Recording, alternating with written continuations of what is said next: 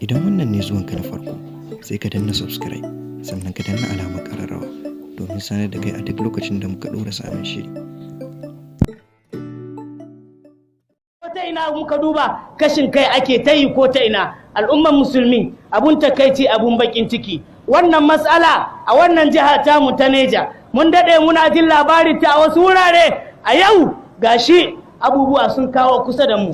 Ku dubi alƙaryoyin da suke kewayen mu, wai a ce 'yan bindiga daɗi masu garkuwa da jama'a wai su je su samu gari su tada shi aiki su kakkashe na kakkashewa su yi abin da za su yi su ɗibi awoyi, amma wai gwamnati tana kallo. Ko da ma a zo a ce muna muku jaje akan abin da ya faru, mu dai ba mu ji ba. Ballantana a je a ga mutanen nan me ya same su, kuma wai a ce a garin gwamna nan rijiyar daji mutanen na har sun kawo gwamna ɗan garin nan ne, haiwawan garin nan ne. Yanzu a ce mu da muke 'ya'yan shi, mu da muke 'yan uwan shi, wai a ce bai tausaya mu na ba, kuke tunanin zai tausaya mu ba?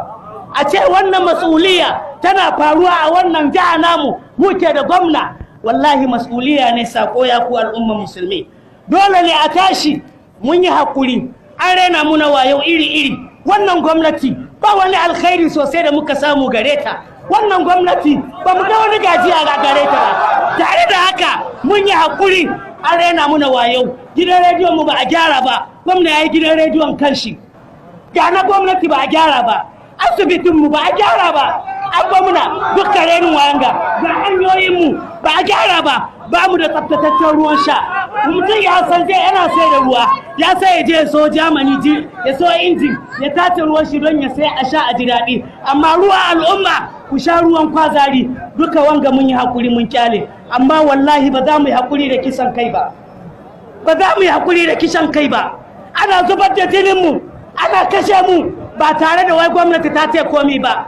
Muna kira zuwa ga gwamnati ta tausaya, ta dubi wannan alhaki, mas'uliya ne. Wallahi Allah zai tambaye ku, kuma Allah zai tambaye ku, Allah zai tambaye ku akan tunananmu da ake zubarwa. Rayukanmu a yau da gobe sun zamo jarin waɗansu, mutuwar mu a yau da gobe ta zamo noman waɗansu, yau yawanmu a yau da gobe ya zamo neman waɗansu, ƙuri'unmu a yau da gobe sun zamo mulkin waɗansu, yau hakinmu na yau da gobe ya zamo ga adon waɗansu, ba makwancin zama mu huta don muna a goyon waɗansu. Babu ‘yanci mu a gare mu, babu zaɓi kawai mu bi su, hawaye gari a gobe alkiyama za mu kwana.